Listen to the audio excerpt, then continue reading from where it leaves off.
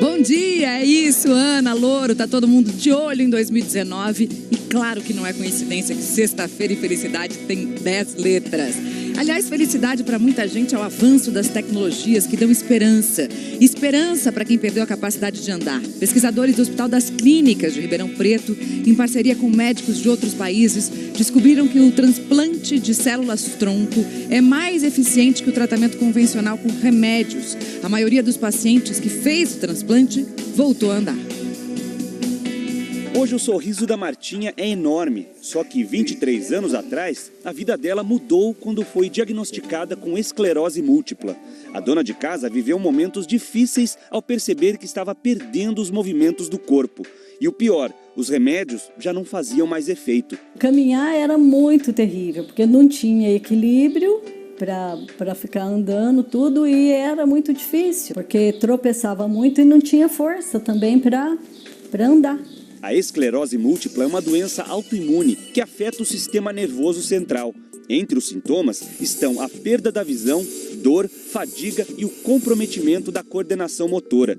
Isso acontece porque o sistema imunológico do corpo se confunde e ataca as células saudáveis como se fossem intrusas. Para tentar melhorar a vida desses pacientes, pesquisadores do HC de Ribeirão Preto e de mais 3 países acompanharam 110 pacientes com a doença. Eles foram divididos em 2 grupos. No primeiro, 55 pessoas fizeram tratamento convencional com medicamentos. No segundo grupo, os pacientes passaram pelo transplante com as células-tronco.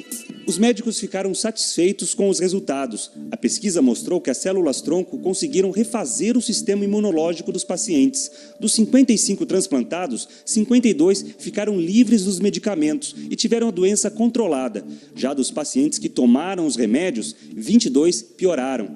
Este é o primeiro estudo que compara a eficiência dos transplantes com o tratamento convencional. No grupo transplantado, houve uma melhora neurológica.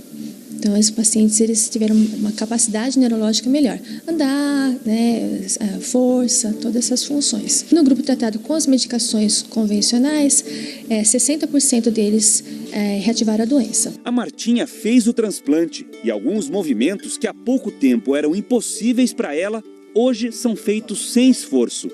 Melhorou totalmente a minha vida. Voltei até a costurar, cuidar da minha planta, cuidar da minha tartaruga. O Alexandre também perdeu os movimentos por causa da esclerose múltipla.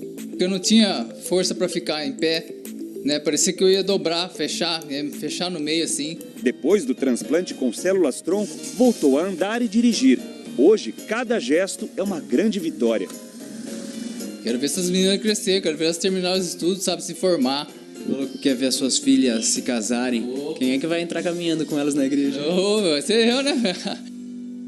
Boa! É importante ressaltar que o transplante só funciona quando a doença está na fase inicial. Os pacientes são acompanhados pelos médicos durante 5 anos. Por enquanto, o SUS só oferece esse tratamento com medicamentos para os pacientes com esclerose múltipla. E para conversar com a gente sobre esse assunto hoje estão aqui o Dr. Marcelo Ares, que é fisiatra da ACD de São Paulo, e o Dr. Daniel Marconi, que é médico radiologista, coordenador do projeto de reabilitação do Hospital do Amor. Você tem dúvidas? Manda para cá, 40022884, ou usa a nossa hashtag Você no Bem-Estar. Dr. Marcelo, vamos falar um pouquinho. Primeiro, essa história do transplante com células-tronco pode ser uma esperança também para pacientes com outro tipo de doença que não é esclerose múltipla? Sim, as células-tronco elas podem se transformar, se desenvolver em outras células, inclusive células do sistema nervoso central. Então, ela também é utilizada para pacientes que têm lesão na medula, que ficam paraplégicos ou tetraplégicos. Existem estudos que trabalham nesse sentido, de pegar essas células e fazê-las se transformarem em células do sistema nervoso central. Mas ainda precisamos de mais tempo de acompanhamento desses pacientes, né? Sim, ainda o número de pacientes é pequeno, não existe um acompanhamento a longo prazo. Mas essas pesquisas têm que ser estimuladas, têm que ser feitas para que nós tenhamos um resultado aí promissor no futuro. E ao longo do programa de hoje a gente vai falar de outras esperanças para quem quer voltar a andar ou andar pela primeira vez, como a gente vai ver depois numa reportagem aqui no programa. O transplante de nervos, como está a pesquisa em relação a isso? O transplante de nervos já foi utilizado no passado, né, com resultados não muito bons, não muito promissores. Hoje em dia ele volta a ser utilizado na estimulação de nervos que vão se ligar a músculos, que vão proporcionar movimentos, mas é um foco de pesquisa que já foi mais utilizado, né, e hoje em dia não tem muito bom resultado. Mas sim, também é um foco de esperança aí para os pacientes. Para muita gente, né? Vamos dar uma olhadinha numa pergunta que chegou do nosso auditório virtual? Tá aí a pergunta da Emanuele. Qual a probabilidade de recuperar os movimentos depois de uma lesão na medula? Doutor Daniel, vem para cá primeiro para a gente falar um pouquinho sobre essas lesões. A altura que essas lesões acontecem, na verdade, ela determina qual vai ser a perda de movimento que a pessoa vai ter, né? Perfeito, Mariana. Dependendo da altura em que essa lesão e do grau de comprometimento, a perda de movimentação ela é diretamente proporcional a isso. Então, lesões mais baixas na coluna lombar, por exemplo, próximo de onde você está com a sua mão nesse momento, podem provocar perda dos movimentos parcial ou completa dos membros inferiores.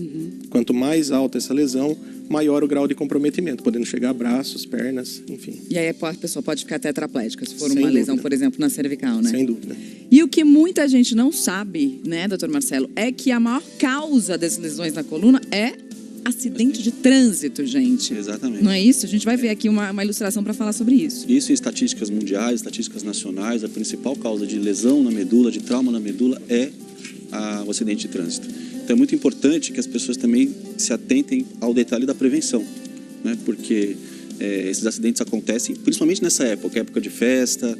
Então é importante dirigir com velocidade baixa, usar cinto de segurança, não utilizar bebida alcoólica ou aditivos. Cuidado também nessas situações de festa ao mergulhar em locais não conhecidos, porque pode bater a cabeça, pode fraturar a medula.